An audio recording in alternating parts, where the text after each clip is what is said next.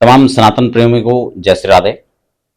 आज हम वास्तु के एक महत्वपूर्ण टॉपिक पर चर्चा करने जा रहे हैं, क्योंकि अक्सर होता क्या कि चाहे हम लोगों के प्लस प्लॉट हो या फिर कई बार घर आधा बना हुआ होता है या फ्लैट है, तो उनमें कई ऐसे छोटे छोटे दोष होते हैं वास्तु को लेकर के, और हर व्यक्ति स्वाभाविक उसमें चिंतित भी रहता है। लेकिन आज जो हम चर्चा में जिस टॉपिक को हम लेने वाले हैं, वो हमारी चर्चा रहेगी पानी को लेकर के, खासकर उसमें भी सेप्टिक टैंक को लेकर के।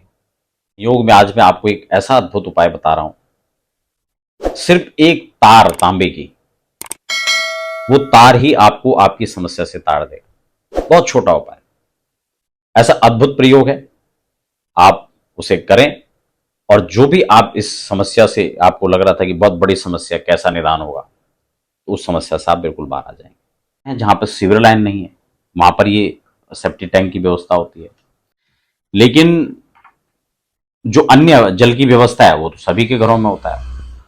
इसके लिए एक बहुत सुंदर मैं उपाय आपको बताने वाला हूं, अगर सेप्टिक टैंक गलत दिशा में है तो, ठीक है ना। और इसके अलावा पानी का जो जल की व्यवस्था है, क्योंकि पानी की व्यवस्था कई रूप में होती है। वाटर टैंक जो छत में आप रख लेते हैं, या भूमिगत टैंक आप बना लेते हैं, हैंडपंप है, नल का स्रोत है, या वहां पर जहां पर आप जो है वॉश बेसिन लगा लेते हैं। तो बहुत सारी चीजें हैं और ये सब जल की ही व्यवस्था है। तो ये जल का कहाँ कहाँ पे स्थान होना चाहिए, उसको लेकर के हम थोड़ा सा चर्चा करेंगे और उपाय भी आपको बताएंगे। यहां पर मैं आपको एक बहुत सुंदर श्लोक बता रहा हूं, जो मुहूर्त चिंतामणि एक प्रसिद्ध ग्रंथ है, उसमें लिखा है, कूपेर वास्तुर मध्य अर्थनाश ऐसान्यादो पुष्टिर पुष्टिर ऐश्वर्य वृद्धि शूपनाशो स्त्री विनाशो मृतश्च संपृत प्रेड़ा शत्रुतः स्याच सौख्यम। आप सोचेंगे समझ में तो कुछ आया नहीं, कोई बात नहीं, मैं समझाऊंगा। देखो, शरीर हमारा 5 तत्वों से है और उसमें एक जल भी है, तो इसीलिए हम लोगों के जीवन में जल का एक विशेष स्थान है। और अगर जल का हम लोग सदुपयोग नहीं करते हैं तो सबसे पहले मानसिक समस्याएं आती हैं, और जो सारी समस्याओं का प्रथम चरण होता है। इसीलिए इसको मेंटेन करना, इस तत्व को मेंटेन करना बहुत जरूरी है, क्योंकि इसका प्रभाव आपके जीवन पर बहुत विस्तार से बहुत बड़ी स्थिति में पड़ने वाला है। आप क्रम से इस बात को समझें, वीडियो को स्किप करेंगे तो बात समझ में नहीं आएगी। उपाय भी मैं आपको बता रहा हूं, लेकिन थोड़ा सा वेस्ट समझिए। तो इसमें अगर मध्य में का है, कूप मध्य, अगर पानी का भूमिगत टैंक है तो आप उसको बिल्कुल भी मध्य में न बनाएं। मध्य में आपको सेफ्टी टैंक भी नहीं बनाना है, क्योंकि ब्रह्म स्थान होता है। और मजे की बात तो मैं आपको बताऊं कि जब आप ये सब देख रहे हो ना, या कई बार वास्तु विजिट वाले भी आते हैं, यहां तोड़ दो वहां फोड़ दो, तोड़ना कोई समाधान नहीं है, ठीक है ना। तोड़ने से तो और आनी है, और कई बार तो तोड़ करके वास्तु और विकृत हो जाता है। अच्छा, आजकल एक नया पैटर्न और भी चला है, यहां चिपका दो वहां लटका दो। चिपकाने लटकाने का भी खेल सब बेकार है, कोई आधार ही नहीं है उसका।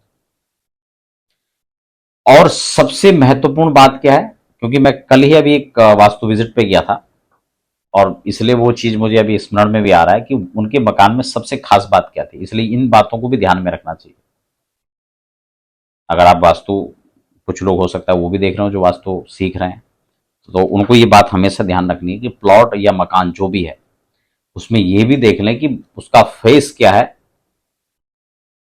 कौन सा मुख जो है प्लॉट या मकान का है, और ऊर्जा का स्रोत क्या है, उसमें एनर्जी स्रोत उसमें जरूर देखें आप।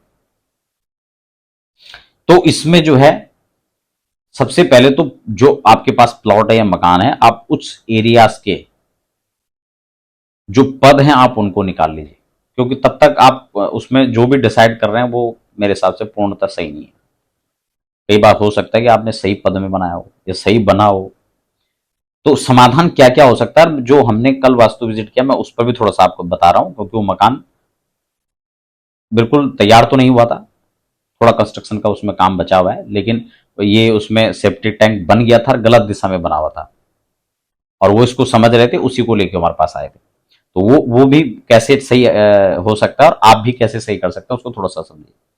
तो सबसे पहले तो उसको नाप लीजिए, सारे प्लॉट को आप या मकान को, जो भी उसका साइज है, और उसका आप जो है पद निकाल लीजिए, ठीक है ना। एक तरफ से 9 भाग करिए, दूसरी तरफ से भी 9 भाग करिए। अब आपके पास उसका जो प्लॉट का एक स्टैंडर्ड माप है आपके पास, वो आ जाएगा। फिर आप डिसाइड करेंगे कितने पद पर आपके जो है, कितने डिग्री पर क्या चीज आपका तैयार हो रहा है। तोड़ा फोड़ी पर ज्यादा विश्वास नहीं। हाँ, जब तक बना नहीं है तब तक आप नापे पूरा। और एक चीज और भी ध्यान रखना है, नपाई छपाई प्लॉट की अलग तरीके से होती है, जब बन जाता है उसको अलग तरीके से नापना है, वो भी ध्यान रखें, ठीक है ना। अच्छा, उसमें सबसे पहले ये भी ध्यान रखें कि अगर दीवार है तो 9 इंच की है या फिर 4 इंच की दीवार है या फिर और उससे भी बड़ी दीवार है, तो उसको भी आप जब नापें तो उनको भी आप ध्यान में रखें कि किस तरह से आप उसको जो है नाप पा रहे हैं। पता लगे आपने बाहर से ही नापना शुरू कर दिया या आप दूसरे की बाउंड्री से उसको नाप रहे हैं, अपनी आपने जो दीवार है उसको भी साथ में जो है ले लिया, तो फिर कैसे उसका सारा, तो ये नापने का भी उसमें आपको देखना है। तो 81 पद आपको उसको सारे बनाने हैं और तब आपको इसको देखना है। तो इसमें स्पष्ट किया गया है कि मध्य में ये चीजें नहीं बननी चाहिए, चाहे आपका भूमिगत टैंक हो, चाहे आपका ऊपर वाला सॉरी, चाहे ये सेफ्टी टैंक हो या फिर भूमिगत वाटर टैंक हो जो साफ पानी वाला है। ये दोनों ही, आप साफ पानी का टैंक ईशान कोण में बहुत अच्छा माना गया। अगर ईशान में हैंडपंप है, आय का जल का वैसा स्रोत है, तो ये यहाँ पे पुष्टिदायक होता है, धनदायक होता है, ये यहाँ पर अच्छा माना जाता है।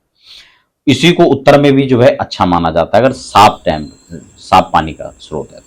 लेकिन ये आग्नेय में आप इसको कर देंगे तो गड़बड़ हो जाएगा।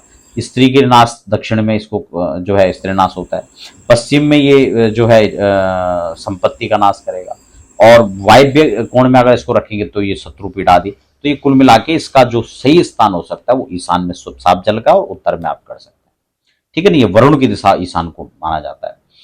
तो अगर जो है ये सेफ्टी टैंक है, इसको कहाँ करना है, सेफ्टी टैंक को आपको जो है, क्योंकि ईशान में अगर रहेगा तो ये आजीविका की समस्या उत्पन्न कर देगा, आग्नेय में ये स्वास्थ्य की समस्याओं करेगा, दक्षिण में गृह स्वामी के लिए प्रॉब्लम कर सकता है, तो ये कई सारी चीजें समस्या यहाँ पे करेगा।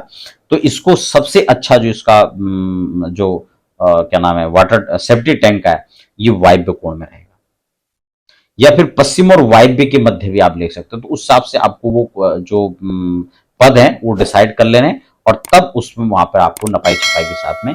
और अगर मान लो टैंक बड़ा बन गया, कई बार होता है, क्योंकि जल जैसे हम कल गए तो उन्होंने, हालांकि ये रेमेडी पहले हमारे वीडियो से देखा हो या कहीं से किसी ने उनको सजेस्ट किया हो या फिर खुद के दिमाग से क्या किसी ने तो उनको बताया होगा, तो आप उसको थोड़ा पहले छोटा कर लें।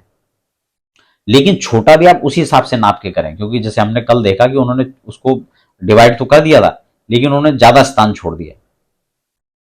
तो ये भी यहां पर देखा जा सकता है, क्योंकि हम कम जगह में बड़ा टैंक बना सकते हैं, उसकी गहराई ज्यादा कर सकते हैं, या उसको लंबा किधर आप बढ़ा सकते हैं कि उसको किस साइड में कम करना है। मान लो कि हमें उत्तर में हमारी जगह उपयुक्त है, पता लगे हमारा वायव्य की तरफ लंबाई में हम लेते हैं तो वायव्य की तरफ जा रहा है, लेकिन अगर हम उसको चौड़ाई में लेते हैं तो दूसरी दिशा में जा रहा है। तो इस हिसाब से भी उसको चेक कर सकते हैं, और जब हम पद निकाल लेंगे तो हम एक्यूरेट उसको वहां पे बंद कर सकते हैं।